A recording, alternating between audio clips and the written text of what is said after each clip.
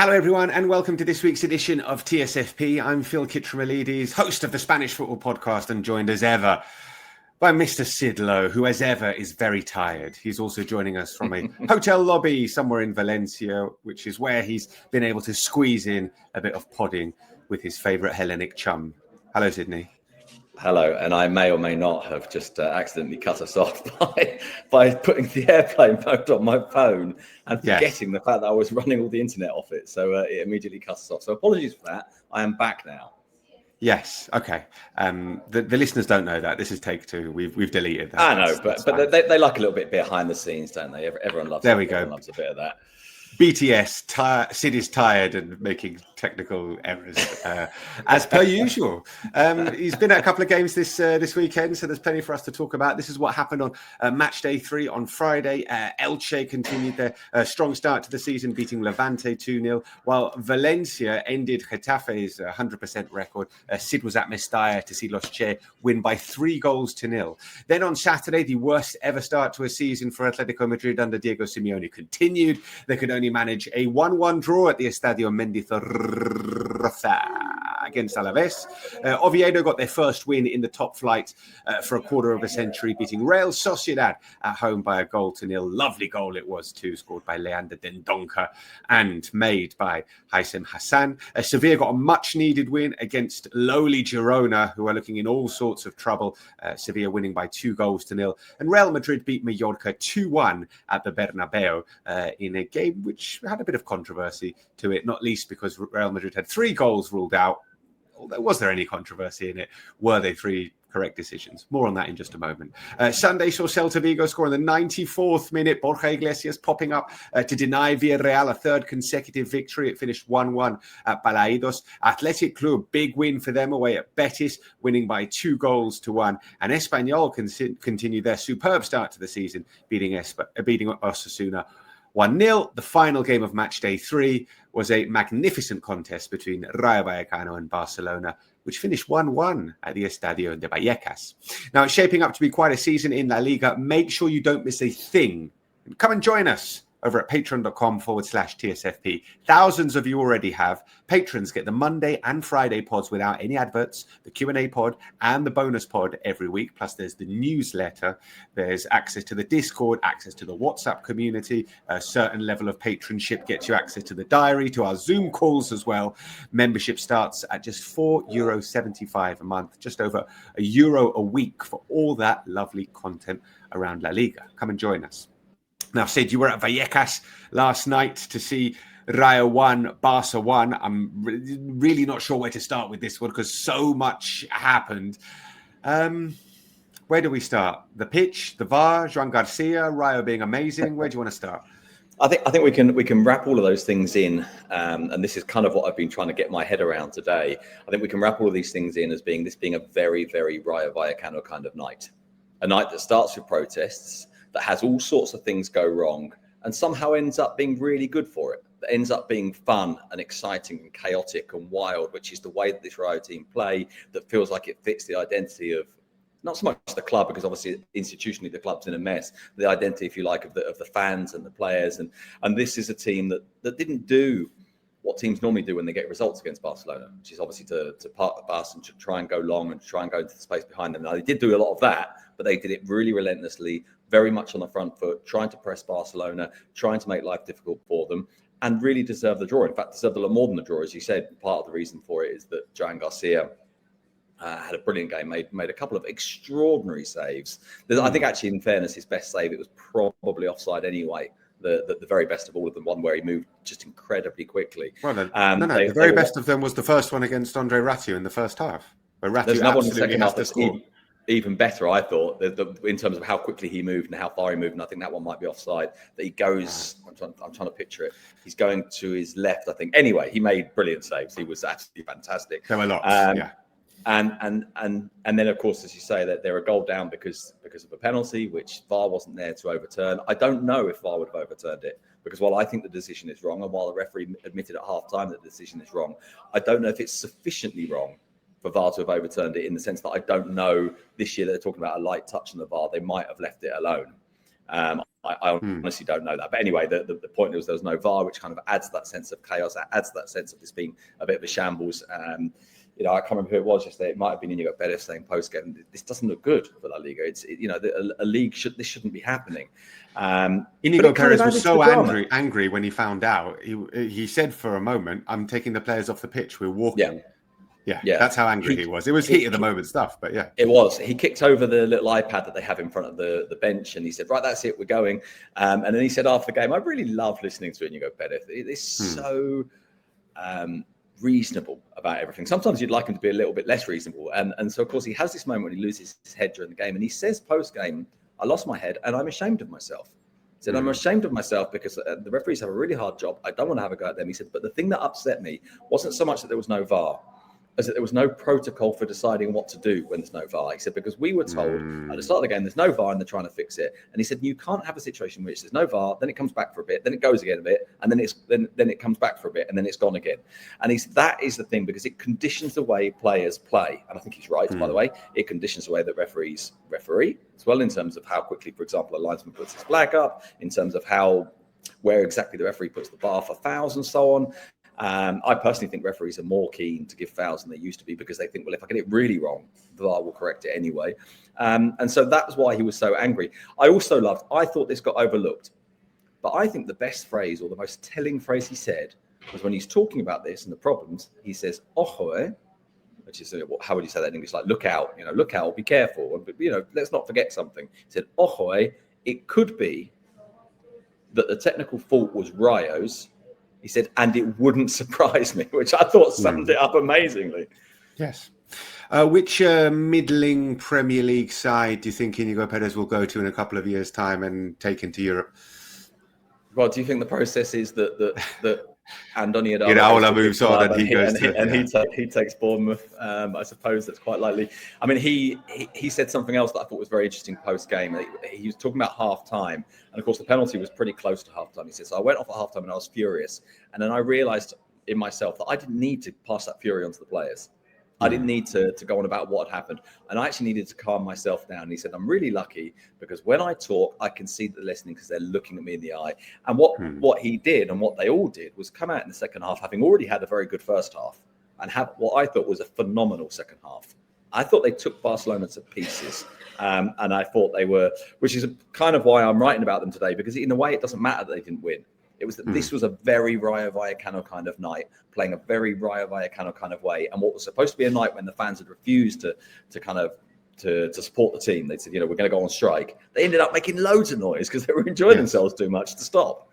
Yes, I mean, a lot of that noise was protest against the president. There is that. Presser. They are, just absolutely despairing of the way that he has run the club almost into the ground, and the fact that they are triumphing on the pitch is in spite of. It's a minor miracle. Yeah, it is. Let's talk about Barça, Sid, in this game, because listen, they did have some clear chances, and Dani Olmo has an unbelievably good chance to make it 2-0 right at the stroke of halftime, and he scores that. It's a very, very different game. He had a chance at the start of the second half as well. In the first half, Rafinha has a good chance, and then he has a chance to play Ferran in, and he doesn't. Lamine forces Batalla into a decent save. But those chances are sort of the first 50 minutes, and then they were kind of switched off for the rest of the game. I think the second half performance was, I don't know if it was worrying, but the amount of times that Rayo got in and behind them with tremendous ease, that would be concerning, I would say. Yeah, there was. I think it was Chavarria. It might have been Issy now. I can't remember which one it was. Said that Inigo had called it the flick line. And so they've been very, very conscious of how high Barcelona play, which suits Rayo, because while that makes it sound a little bit like you're playing deeper than you're going over them, it's the opposite with Rayo. Everyone's going forward, bombing people into space, really, really aggressive, very much in your face, not sitting and waiting and going for you. And Barcelona didn't know how to deal with it. And obviously there's some extenuating circumstances. We can talk about the quality of the pitch, but I'm not actually sure that's really the reason, because I don't think that helps Rayo either. I think there's a tendency when we look at a poor surface to assume it's all about one team. It's not. It's about both. Admittedly, certain teams are affected by it more than others. But I thought Barcelona didn't really have a response. I thought in the last 20 minutes, there were moments when Frankie de Jong started to get a little bit of the ball, and I wondered if he might find a way through, but it really, really didn't happen. And do you know what? For me, the most interesting thing is Flick post-game talking about egos and talking about collective spirit, and very clearly, I think, laying bare that he thinks he's got a problem in his squad. And I was very, very struck by that, because while we haven't seen amazing performances from them so far this season, we saw a pretty good pre-season. Obviously, they won the first 2 games. I don't know about you, but I didn't have a sense that this was kind of, how would I put this, in group terms, something that was going wrong at all. And it's Flick that's offered that up now. It's Flick that's opened us to that possibility.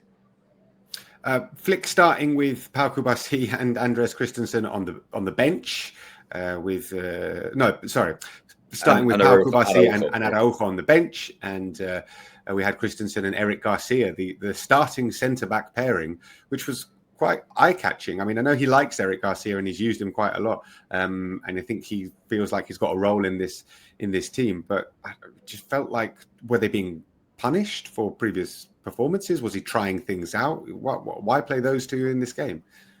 I think there's a couple of things. I think one of them is that he's very conscious of the rotation. Now, obviously, it's a bit early to be laying everything on that. Matchday 3. Exactly. But I think particularly with Jules Koundé, and I think we saw that in him being a sub the first couple of weeks, I think that was partly a message, but I think it was also partly about knowing that Koundé played too much last year, or at least that he was pushed to the limit. I think it's also about him not being at all sure what his best centre-back partnership is in terms of timing that back line right. And I don't want to go on and on and on about the same thing, but the absence of Íñigo Martínez is really important. And so I think he's trying to find the defenders, not necessarily who are individually the better defenders, but who can read that part of it better. Yes. There was a moment yesterday, I was sitting pitch side, just to the right of the Barcelona bench. And there was a moment when the line was directly in front of me. And it was really interesting to see it move, actually, as a kind of really, really perfect line. And Flick was there calling them. And obviously, that takes coordination, and it takes a lot of communication, and it's not that easy to do. And I think with Íñigo Martínez, you had someone who led them through it. I think with Ronald Araujo, you have someone who trusts his own recovery speed, and so doesn't maybe do it quite as well. Maybe it's not deliberately. It's just that it's just kind of not naturally in his thinking. I think Kubasi follows others and is important for them. But I think he's looking at Andreas Christensen and at Eric Garcia and thinking, are these guys that can understand the mechanics rather than necessarily be the best defenders, if you see what I mean? That absolutely felt like what we should be reading into this. We should move on, but if you have any questions about what happened in that game, send them to us and we will answer them on the Q&A pod tomorrow. That game at the Bernabeu between Real Madrid and Mallorca, I don't necessarily want to dwell too much on the supposed controversy, because I don't think there was anything too controversial about it. There were 2 offsides and 1 handball, which was, okay, perhaps a little bit interpretative in terms of what is immediate or not, but it hit Arda Güler's hand. The goalkeeper made a save. It fell out to him, and he immediately scored on the rebound. So I don't think it was crazy that it was ruled out. Nor do I. And actually, I quite like the way that Tchouaméni dealt with it post-game. I do think it's probably the wrong decision, and certainly referees that I've spoken to have said that they think it's the wrong decision because it should be the immediate touch, you immediately score. The fact that it comes back off the goalkeeper. But my argument with that is, but it only comes back off the goalkeeper because you've been allowed to take exactly 1 second later, because you've been allowed to take advantage of the controller with your arm, which is accidental. There's another question, which is whether that rule should even exist. But anyway, that's David Ellery tinkering with things again. I just like Tchouaméni post-game because he was kind of very calm about it. He said, look, when the referees came to speak to us earlier in the season, they said if the guy who does the handball then scores, it's ruled out. He didn't use the word immediate. So I suppose in that interpretation of it, it's right. Now, it's possible, of course, that Tchouaméni misunderstood or has read it differently, but I just like the fact that he wasn't ranting about it. And I agree with you. I didn't think it was particularly outrageous, any of the decisions, really. From this game, I want to talk a little bit about Rodrygo, Sid, for Real Madrid, because we're here on transfer deadline day. He's not going anywhere. He's been linked with every big team in Europe. Remember, at the start of the summer, Liverpool wanted him, Manchester City, Bayern Munich, Chelsea, Arsenal, Tottenham. There were loads of suggestions that he would be going. And there were no offers for Rodrygo. So it looks like he's staying. And I think we maybe misinterpreted or didn't really understand how Xabi Alonso wants to use him, because we all thought and we interpreted, oh, well, he hasn't started any of the first couple of games, didn't start apart from the first game at the Club World Cup. Mastantuono's ahead of him, Brahim Diaz is ahead of him, Gonzalo Garcia is ahead of him in the pecking order. But no. Who's ahead of him in the pecking order? Vinicius, because Rodrygo is going to play on the left in this team, yes. Right? Because he started the previous game against Oviedo, he started on the left and then was replaced by Vinicius. And in this game, he replaced Vinicius on the left. So he's going to stay. He's going to play in his favoured position.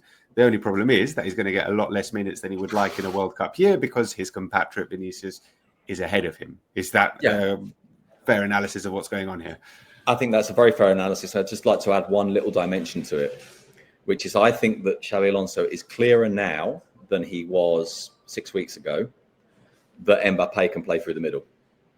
So when we talk about that left-sided position, and we've talked a lot, haven't we, about trying to fit the spaces for Mbappe and Vinicius to both play and the extent to which they kind of tread on each other's toes.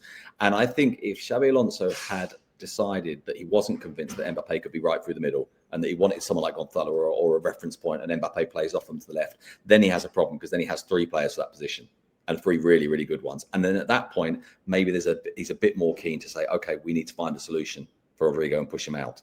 Well, not push him out, but encourage him to take another deal.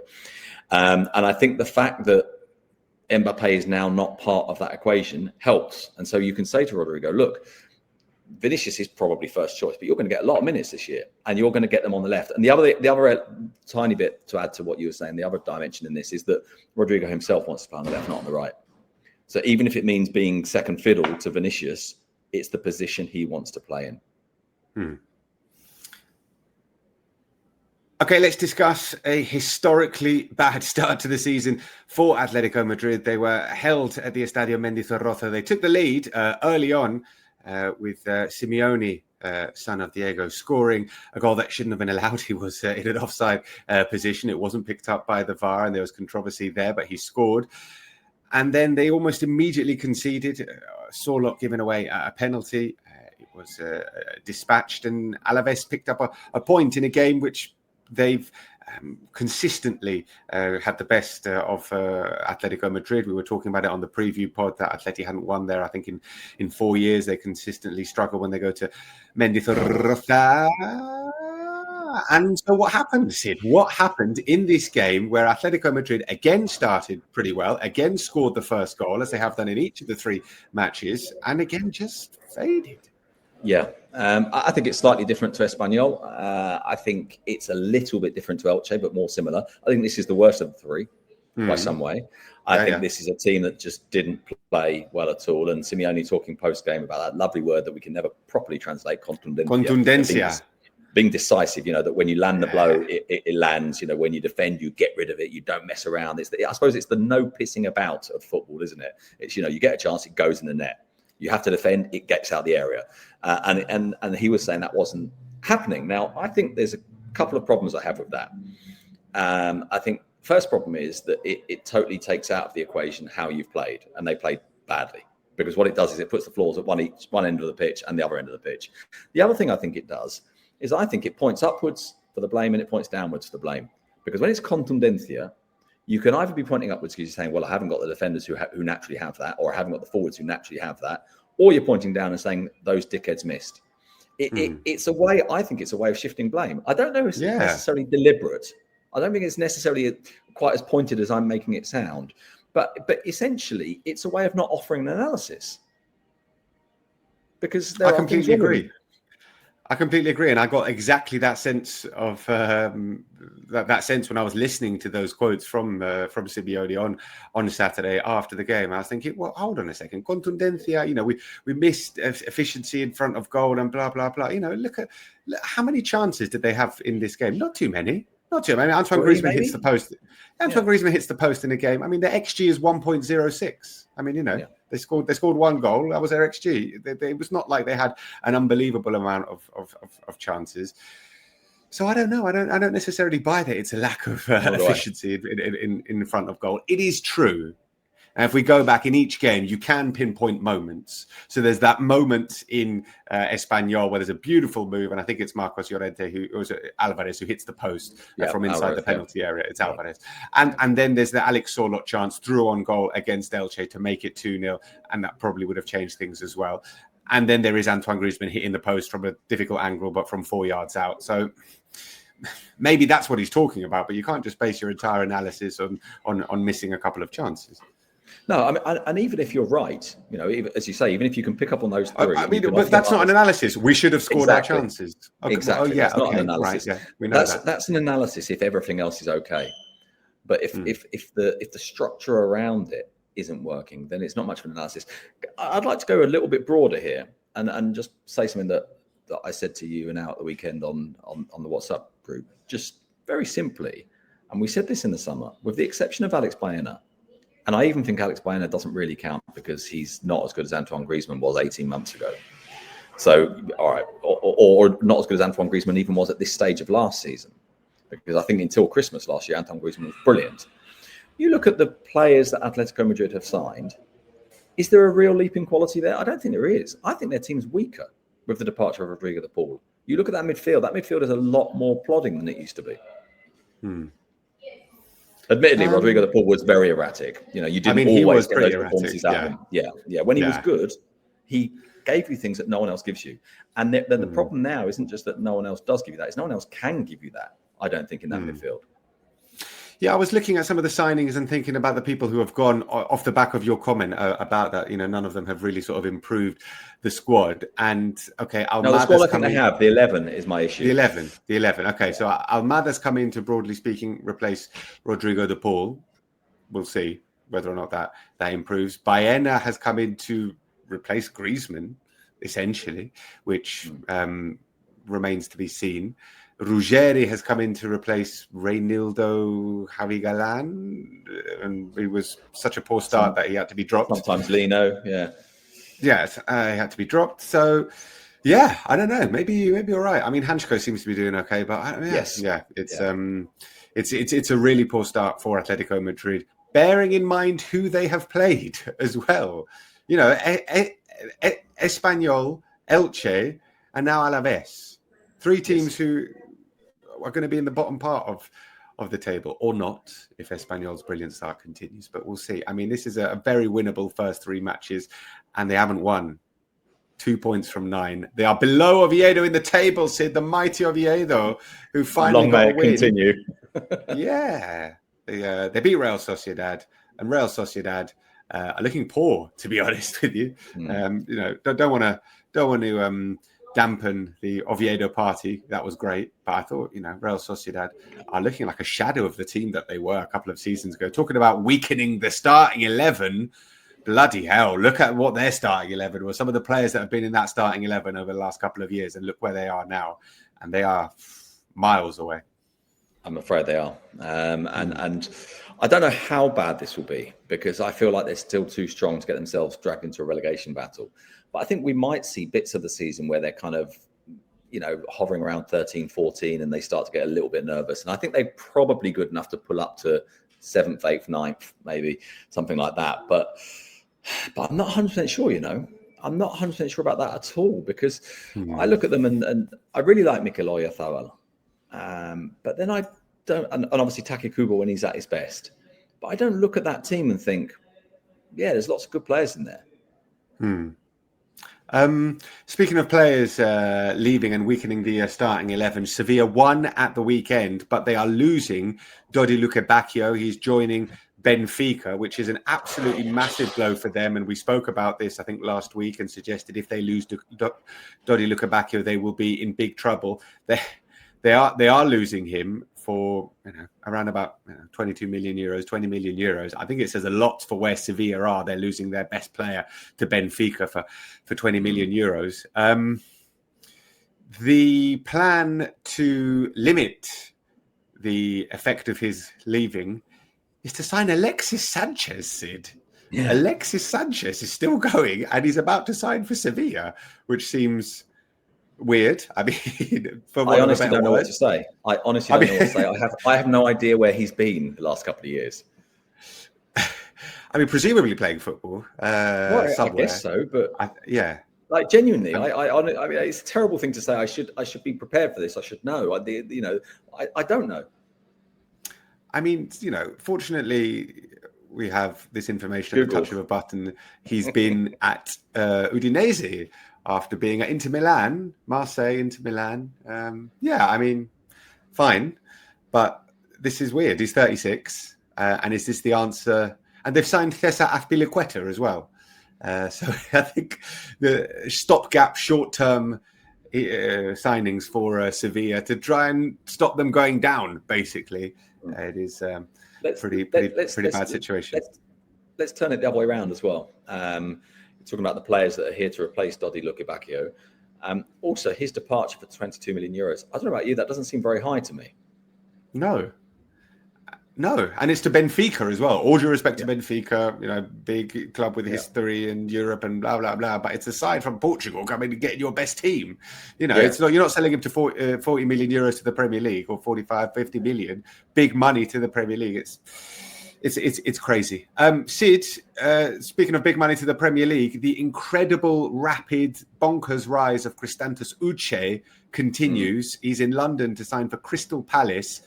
3 years ago, or less than 3 years ago, he was playing for Moralo in the sixth division of Spanish football. Ceuta in the third tier signed him for €800 2 years ago. Getafe took a punt on him for €500,000 last summer. He was a central defensive midfielder. Bordalas said, I like him. I'll play him as a striker. And he did very well for them. And now he's going to Palace. I mean, this is just an unbelievably rapid rise for the Nigerian. I was going to call him a striker. He's not a striker. We'll see where he plays at Palace. I agree with you. I don't think he is. I mean, his goal scoring record last year wasn't particularly great. 4 goals, 6 assists. There you go. It's not Alan Shearer, is it? But he's playing at Getafe. Yes, that's true. And he's facilitating a lot of play around him, and he was one of the most fouled players in La Liga as well, which was very important for Getafe.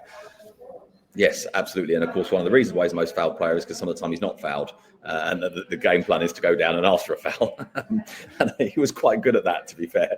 Although he did that famous interview where he much more, talked much more seriously about it. He complained about some of the racism that he'd suffered.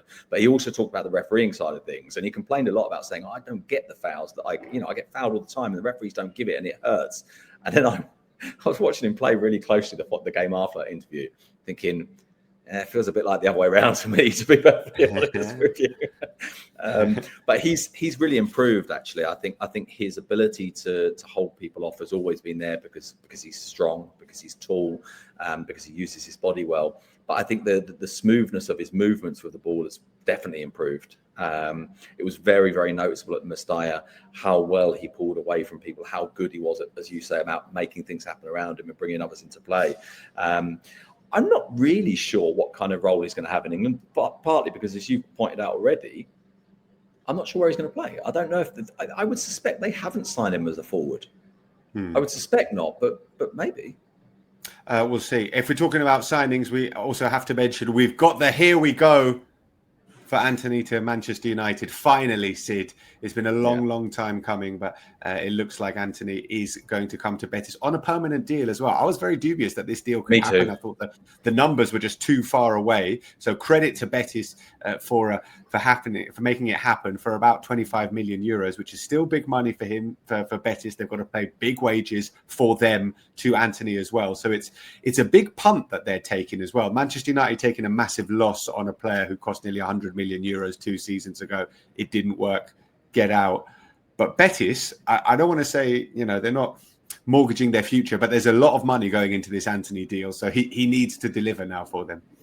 Yeah, bear in mind that the best paid player is Isco, who's currently injured. And obviously is at a stage of his career that you don't know how long that will last for. So Betis can't afford for another one of their expensive players to be in a position where they're not using him. I agree with you, by the way. On the face of it, this isn't a punt in the sense that it's a player who came last year, completely revolutionised the team, played absolutely brilliantly. There's a bit of me that wonders, is the second season where he's secure, where he's not playing for something, where he's not feeling that kind of revelatory thing of being in a new place where suddenly he's happy, where some of that is diminished just by familiarity. Is he going to have as good a season? I kind of suspect not. I mean, he's incredibly talented, and he was genuinely brilliant last year. But I just wonder if some of that kind of immediacy that kind of helps the impact might be lost. I agree, but I'm looking forward to seeing it. I think it's a big signing for Betis and La Liga as well, and he's a player that we've enjoyed watching. So hopefully it all works out all right. Before we go, the Segunda, there are two teams with maximum points so far. Racing Santander, who beat Ceuta 4-1, and Sporting, who beat Cultural Leonesa 1-0. Elsewhere, Malaga won 1-0 at Las Palmas. 2 games tonight, including Leganés against Deportivo La Coruña. That's it for today's edition of TSFP. We're over at patreon.com/TSFP for the rest of the week. The newsletter is already out for our patrons. We've got the Q&A pod coming out tomorrow, the bonus pod on Thursday. Spain are playing in this international break as well. So lots for us to discuss.